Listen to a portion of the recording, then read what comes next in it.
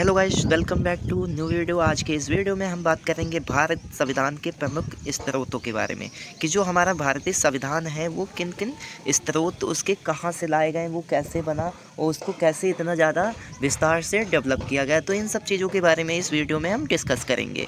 तो हमारा जो वीडियो है वो मुख्यतः भारतीय संविधान के प्रमुख स्रोतों पर आधारित है।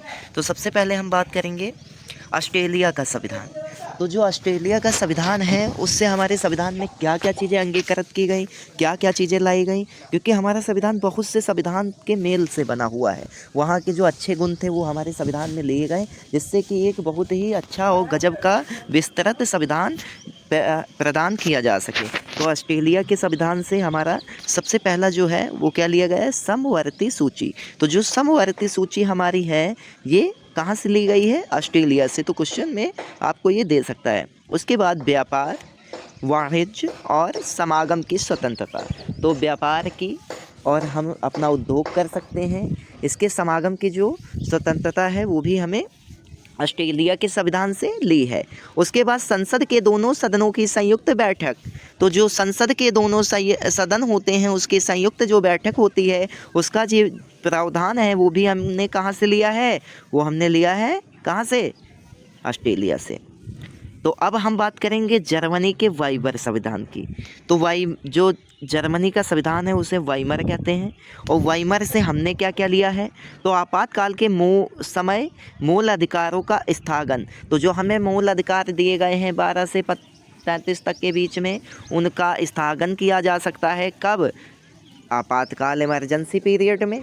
तो ये हमारा किस अनुच्छेद में है, तो ये हमारा अनुच्छेद नंबर किस में है, ये जर्मनी के संविधान से लिया गया है, अनुच्छेद नहीं है ये। क्या है हमारा, हाँ। हम सेकंड की, अब थर्ड की बात करेंगे तो सोवियत संघ यानी रूस से हमारा क्या लिया गया है, जो हमारा मूल कर्तव्य और प्रस्तावना में न्याय, सामाजिक, आर्थिक एवं राजनीतिक का जो आदर्श है वो हमारा कहाँ, संविधान यानी रूस से लिया गया है। उसके बाद फ्रांस के संविधान की बात करेंगे तो वहाँ से हमारी जो रिपब्लिक एंड प्रस्तावना है, प्रेम्बल है, उसकी इंडिपेंडेंस और समता और बंधुत्व के आदर्श हमारे फ्रांस से लिए गए हैं। दक्षिण अफ्रीका का संविधान से बात करेंगे तो संविधान में संशोधन की जो प्रक्रिया और राज्यसभा के सदस्यों का निर्वाचन होता है तो दक्षिण अफ्रीका की देन है।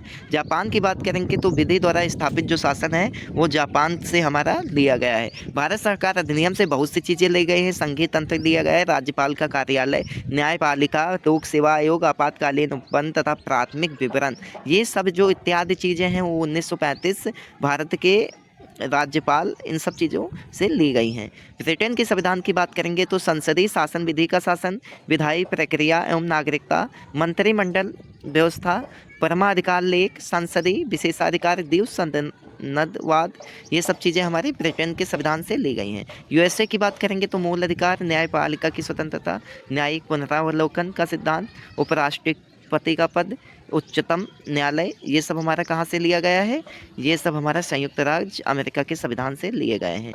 उसके बाद हमारा जो उच्च न्यायालय है, उसके बाद जो हमारा उच्च न्यायालय है तो उच्च न्यायालय के न्यायाधीशों को हटाना और महाभियोग राष्ट्रपति पे लगाना, ये सब कहाँ, संविधान से, यूएसए के।